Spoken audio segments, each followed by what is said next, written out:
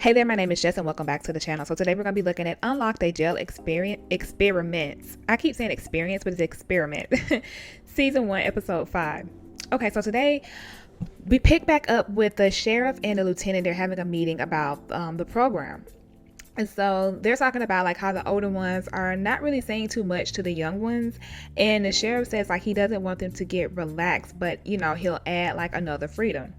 So then we move on to where Crooks is telling his mom about that he just want to be a normal person. Like he's on the phone, right, with his mom, and he's like, he just want to be a normal person. Like he don't want this life anymore. And I'm so happy to hear that. That makes me really, when I hear them talking about like they want to change, they don't want to be in this lifestyle anymore, they want to have like a better life, it makes me feel so much.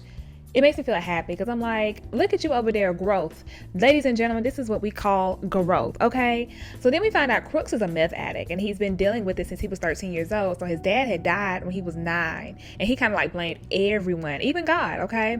So then when he got arrested, that's when he got, he became sober, and he realized like, this is what happened to him. Like he did this. And it made him change his life and for the better, go in a better direction or whatever. So that made me really happy. I was like, okay, good for you. Good for you. This, like I said, growth. It's the growth for me, okay? But it is really sad to hear that his dad had died at 9. And I feel like it's natural for you to blame everyone. His dad died in a car accident, I think that's what he said. And like at 13, he was dealing with with drugs. So that's his first time doing drugs. I'm like, dang. Like, this was rough for you. I don't even know how old he is now, but he looks like he's like, obviously he's pretty old, but dang, this is rough for you. But it does make me wonder, so you're in here and obviously you're not doing drugs, you're sober, but when you get back out there, are you strong enough to continue to stay away from it? Do they have classes or do they have something they can go to where they can, in order for them to stay away, like AA, you know what I'm saying? Oh, that's Alcoholic Anonymous. Like some kind of rehab that they can go to, or something like along the lines where it is like those what is it called? Those meetings that they have, and you get like sponsors and stuff. Do you guys know what I'm talking about? You know what I'm talking about. Anyway, but shoot, in the AA meetings, I don't know. Anyway, I was thinking they would have something like that, to where they can go to these meetings like every day, or they're going like every other day or something like that. So I think that was something for me. I would feel like that's something he should probably check out once he get out, so that way he can still continue on that path. Anyway, so then he said that he's been clean for 3 months now, that's really good. I thought he was clean, for longer, but I guess he was able to get some kind of stuff up in there in the jail or whatever. But anyway, he's been clean for 3 months, so good for him. Hopefully he's continue to stay clean.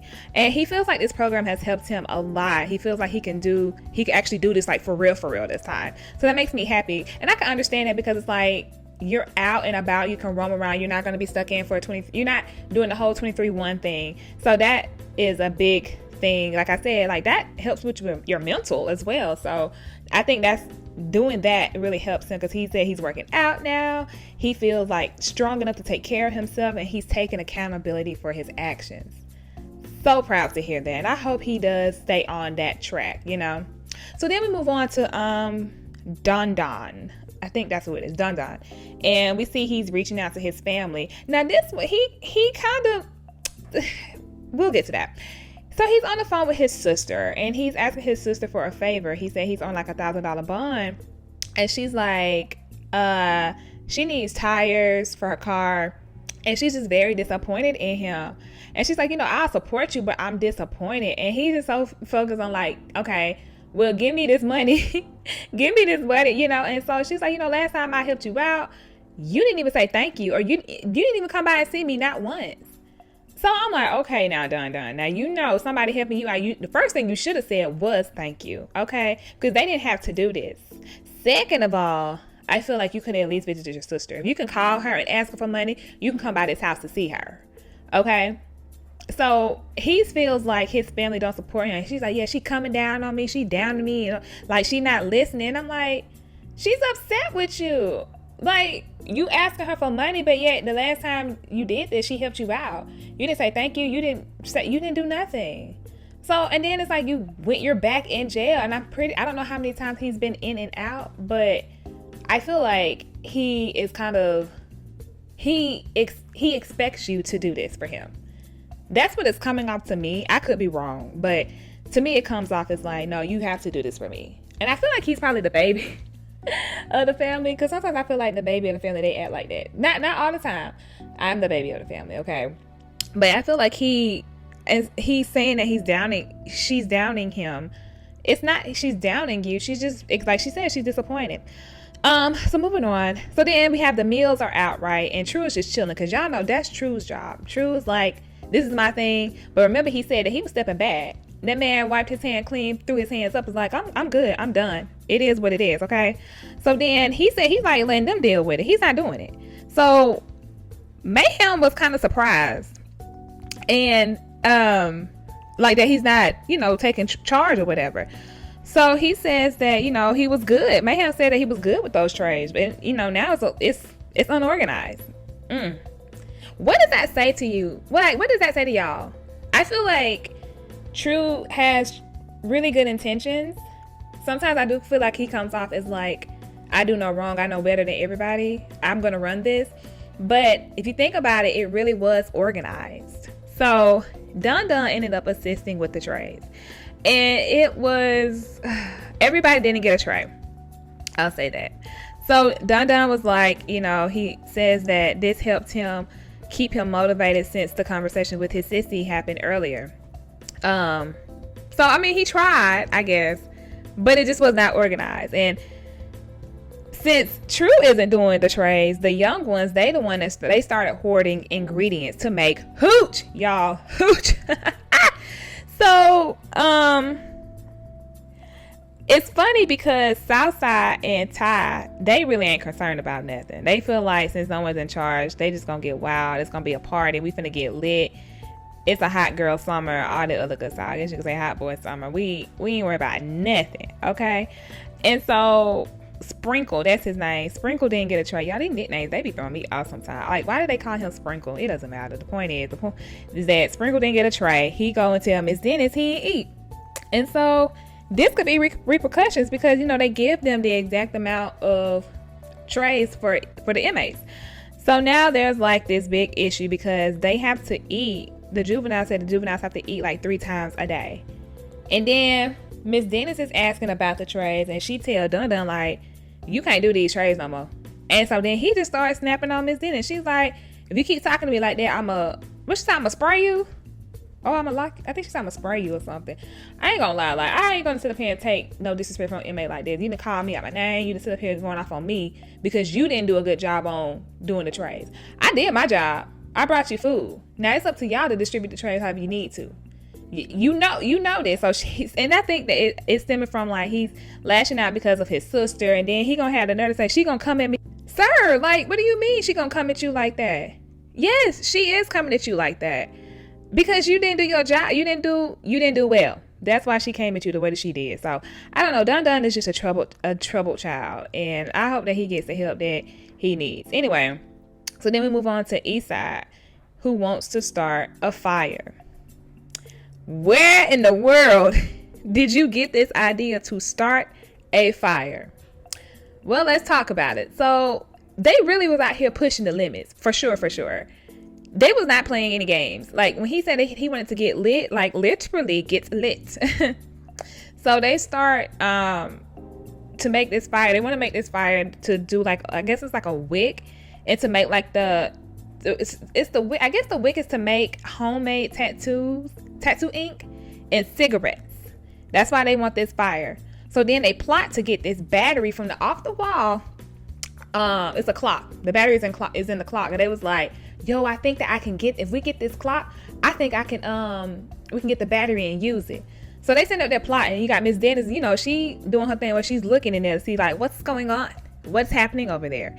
So I think his name was CJ. CJ puts these little chairs up. He stacked the chairs up because the clock is kind of high up, and he was going to stand on like the little, I don't know what that thing is, but he was going to stand on this little thing and reach up to get the clock. So then he's like, looking to make sure Miss Dennis ain't going to see him. And I'm like, don't they got cameras right there where they can see? Is nobody watching the cameras? That's my thing. So then CJ stacked the chair. Like I said, he stacked the chairs. He climbs it, But then Miss Dennis like pops up again and he gets down. But then she ends up leaving and he goes up, grabs the clock, and he gets the battery. So then once he gets the battery, they deliver it to Eastside. So then Miss Dennis like, well, actually they delivered the clock. But then Miss Dennis is like, all right, we gotta do a head count. So she goes and do the head count. Eastside like, dang, they gonna catch me and they gonna say like, why you got this clock or whatever. So they have to stand at their doors or whatever. She does the head count.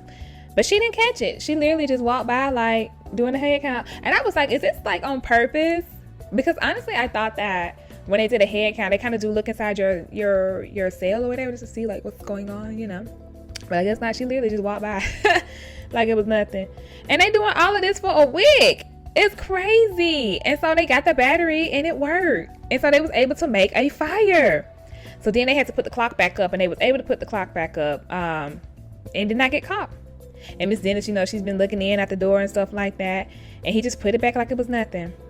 And then they was out there making tobacco. So it's a coffee stick. And then he told us how they do it. Y'all, I can't remember everything they said, but they told us how they do it. And I was like, I ain't gonna lie. This is not good, but this is so creative. I'm like, my gosh, y'all really got creative up in here.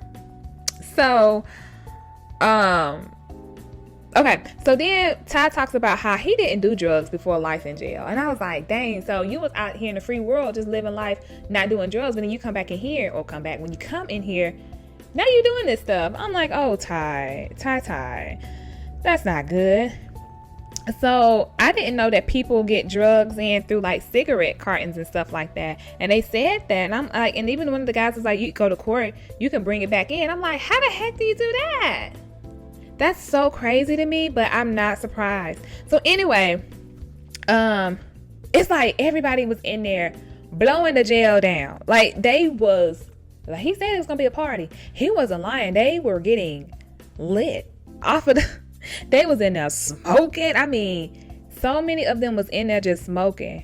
And True was like, you know, this is getting out of control with them young ones. Like, this is ridiculous. And then it was smoke everywhere. Like the smell of it smoke everywhere. The smell of it was everywhere. And that's when the fire alarm goes off. And then they start to worry. Of course, you didn't think about that, did you? And I'm like, y'all don't think about nothing. I guess I would be considered an OG or old head, because I'm like, now why would you do that? And y'all sitting up here talking about the OGs gonna ruin it. I feel like all of y'all gonna ruin it, because y'all doing this and y'all got so far in. Because I think they was like day 20 something, I'm sure.